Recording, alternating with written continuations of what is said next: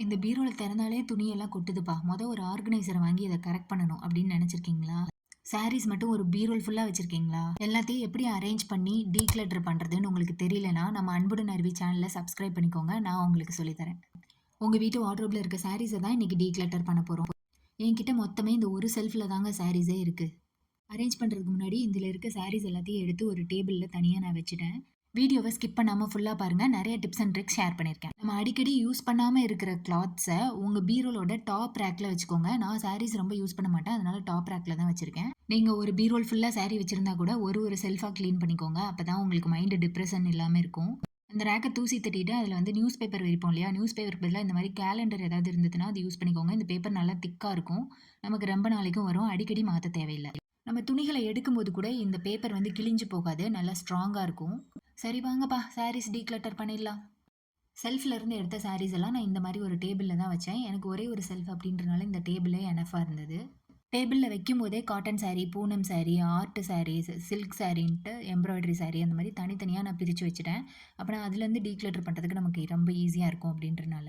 அப்புறம் சாரீஸ்க்கு உள்ள இருக்க பிளவுஸஸ் எல்லாம் தனியா எடுத்துட்டேன். ஏன்னா பிளவுஸ் வந்து நாளைக்கு தான் டீக்ளட்டர் பண்ண போறோம். இன்னைக்கு ஒன்லி சாரி மட்டும் தான்.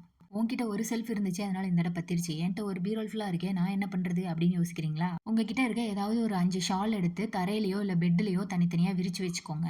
நெக்ஸ்ட் உங்ககிட்ட இருக்க சாரீஸ ஒவ்வொரு ஷாலுக்கும் ஒரு சாரி டைப் அப்படின்ற மாரி பிரிச்சு வைங்க. Poonam sorry, cotton sorry, art sorry, பட்டு சாரி வேற என்னென்ன டைப் வச்சிருக்கீங்களோ எல்லாத்தையும் அந்த மாரி பிரிச்சு வச்சுக்கோங்க. ஒரே ஒரு ஷால தவிர மத்த எல்லாத்தையும் மூட்டை கட்டி வச்சுட்டு, அந்த ஒரு ஷால்ல இருக்க சாரிய டீக்ளட்டர் பண்ணுங்க. உங்க சாரி தாண்டி மத்தவங்களோட சாரி உங்ககிட்ட இருக்கும்ல, அத டீக்ளட்டர் பண்ணுங்க. என்கிட்ட என்னோட மாமியாரோட சாரி கொஞ்சம் இருந்தது. நான் அத தான் டீக்ளட்டர் பண்ணிட்டு இருக்கேன் ஃபர்ஸ்ட்டு. நான் சாரீஸ் ரொம்ப கட்ட மாட்டேன். அதனால ரெகுலர் யூஸுக்கு அதாவது பூனம் சாரி, நார்மலான காட்டன் சாரி, ஆஃபீஸ் வேர் சாரீஸ்லாம் இருக்கும்ல, அது எல்லாமே வந்து நான் வந்து யார் கட்டுவாங்களோ அவங்களுக்கு குடுத்துட்டேன். எங்க வீட்ல எங்க அம்மா, அக்கா அந்த மாரி எல்லாருக்குமே குடுத்துட்டேன். சாரீஸ் எப்பவுமே ஃபங்ஷன் இல்லன்னா கோயில் அந்த மாரி போகும்போது தான் கட்டுவோன்றனால, அதுக்குரிய சாரீஸ் மட்டும் தான் என்ட்ட இருந்தது. அதுலேருந்து ப்ளவுஸஸ மட்டும் எடுத்துட்டு மத்த சாரீஸ் எல்லாம் நான் எடுத்து வச்சுக்கிட்டேன்.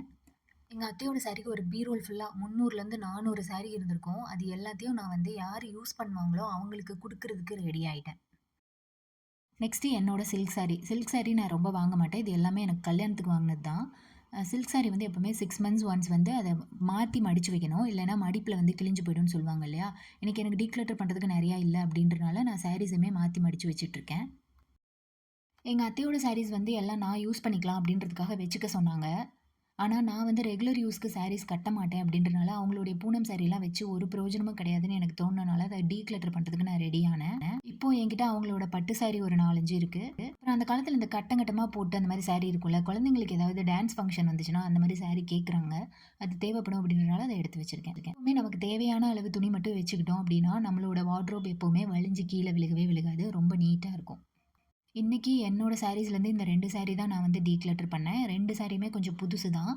இந்த ஃபர்ஸ்ட்டு லைட் கலரா இருக்க சாரி வந்து ஸ்கின் கலர்ல இருக்கனால எனக்கு செட் ஆகல. அதனால நான் போடல.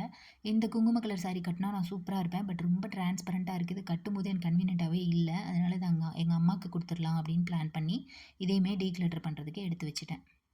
நெக்ஸ்ட் எங்க அத்தையோட 300 சாரிய குறைச்சு ஒரு 10 சாரியா வச்சிருந்தேனா, இப்ப அதிலிருந்து ஒரு 4, 5 சாரி எடுத்துட்டேன். இல்லாதவங்களுக்கு குடுக்கலாம். அவங்களோட ப்ளவுஸ் கூட நெறையா இருந்தது. அதையுமே அவங்களுக்கு குடுத்துரலாம் யாருக்காவது அப்படின்றதுக்காக டீக்ளட்டர் பண்றதுக்கு எடுத்து வச்சுட்டேன். உங்களுக்கு இந்த வீடியோ ஹெல்ப்ஃபுல்லா இருந்ததுன்னா, லைக் பண்ணிட்டு சப்ஸ்கிரைப் பண்ணிக்கோங்க.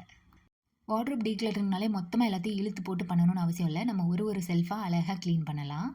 அவ்வளோதான் சாரீஸ நீட்டா ஆர்கனைஸ் பண்ணியாச்சு.